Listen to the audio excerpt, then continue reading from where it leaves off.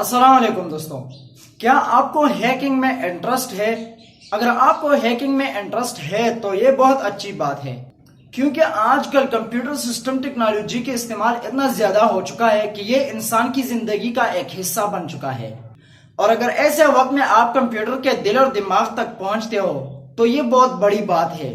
तो मैं ये कहना चाहूंगा कि अगर आपको हैकिंग में इंटरेस्ट है तो आपको हैकिंग सीखना चाहिए। लेकिन दोस्तों, हैकिंग ये नहीं है कि आप किसी की मोबाइल फोन को कंट्रोल करना चाहते हो और आपसे कहा जाए कि आपने इस ऐप को डाउनलोड करना है उसके मोबाइल फोन में भी और अपने मोबाइल फोन में भी।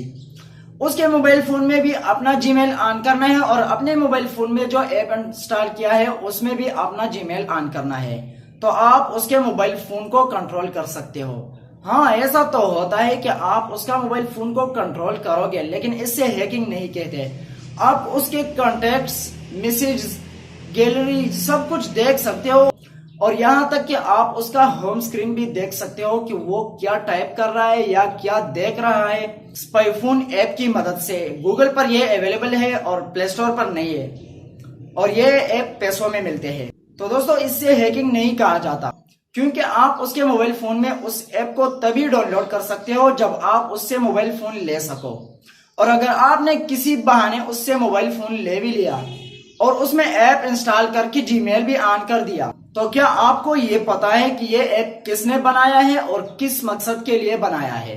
तो दोस्तों, इसमें ये भी रिस्क है कि आपने अपना भी पूरा डेटा दिया उस ऐप वाले को और साथ में उस शख्स का भी डेटा दिया जिस शख्स का आप मोबाइल फोन कंट्रोल करना चाहते हो, और फिर उस ऐप वाले की मर्जी कि वो आपके डेटा के साथ क्या करे। वो कुछ भी कर सकता है आपके डेटा के साथ, आपका पूरा डेटा उसके पास जा चुका है। लेकिन दोस्तों, हैकिंग में ऐसा नहीं है। हैकिंग को सीखने के साथ साथ आप ये भी सीखते हो कि आप अपने मोबाइल फोन को कैसे सिक्योर कर सकते हो और अपना डेटा का हिफाजत कैसे करोगे आप। और हैकिंग में आप जिस पर अटैक करना चाहते हो, आपका जो टारगेट है, उसका मोबाइल फोन लेना और उसका सिस्टम तक पहुंचना तो दूर की बात, बल्कि हैकिंग में तो आप ऐसा करोगे कि आपका टारगेट किसी दूसरी एरिया में हो, या ये भी हो सकता है कि वो किसी दूसरी कंट्री में हो और आप किसी और कंट्री में, लेकिन आप उस पर अटैक करके आप उसके डेटा तक पहुंच सकते हो। और दोस्तों, हैकिंग में आपके पास 3 तरह का ताकत होना लाजमी है। पहली नंबर पर यह है दोस्तों कि आप किसी पर अटैक कर सको। दूसरे नंबर यह है कि अगर आप पर कोई अटैक करता है, आप उसके अटैक से बच सको और उसका अटैक का जवाब दे सको। और तीसरे नंबर जो है वो सबसे इम्पोर्टेंट है और उसी की वजह से आप मजबूत हैकर बन सकते हो। और अगर तीसरा ताकत आपके पास नहीं है तो आप हैकर नहीं बन सकते। वो ये है दोस्तों कि आप खुफिया रह सके, आप अपना पहचान को छुपा सके इंटरनेट पर, तभी आप महफूज रह सकते हो किसी दूसरे के अटैक से। और अगर आप किसी पर अटैक करते हो तो वो आपका अटैक का जवाब नहीं दे सकेगा। और जब तक आप एनोनिमस नहीं रहते, इंटरनेट पर खुफिया नहीं रहते, तो आप जब टारगेट पर अटैक करते हो तो उसके लिए आपको कंट्रोल करना भी आसान है और वो आप पर भी अटैक कर सकता है दोबारा।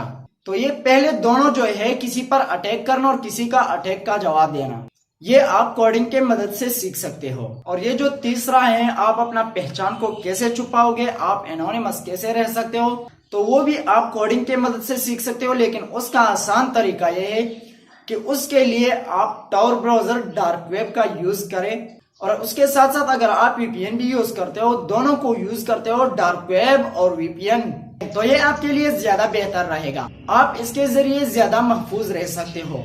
टॉर ब्राउजर में होता है दोस्तों कि ये आपका आईपी एड्रेस जो है वो चेंज करता है। आप यहाँ पर बैठे हो, आप अपने घर में हो, पाकिस्तान में हो, आपका लोकेशन चाइना बताएगा, लंदन बताएगा या किसी और जगह बताएगा, कंट्री बिल्कुल कंट्री ही बदल देता है।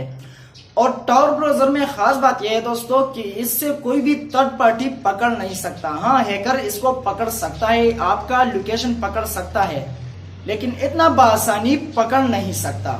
और टॉर ब्राउजर का इस्तेमाल भी काफी ज्यादा आसान है। और रही बात यह कि आपको लोग डरा रहे हैं, इंटरनेट पर जब जाते हो तो लोग कहते हैं कि इंटरनेट की शैतानी दुनिया, डार्क वेब, लोग डरा रहे हैं, तो इसमें डरने की कोई बात नहीं।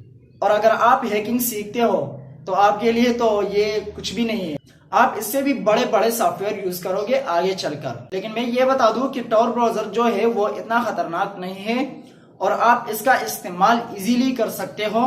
और आपको इसलिए डराया जाता है कि कुछ लोग डार्क वेब की मदद से इलीगल काम करते हैं, इलीगल बिजनेस करता है, डार्क वेब को इलीगल चीजों के लिए यूज करता है। तो ये आपके लिए बिल्कुल भी खतरनाक नहीं है। दोस्तों, अगर वीडियो अच्छी लगी हो तो लाइक और शेयर जरूर करना, और अगर चैनल पर नए हो तो सब्सक्राइब बटन पर क्लिक करके बेल आइकन को दबा दीजिए। मिलते हैं अगली वीडियो में। अल्लाह हाफिज।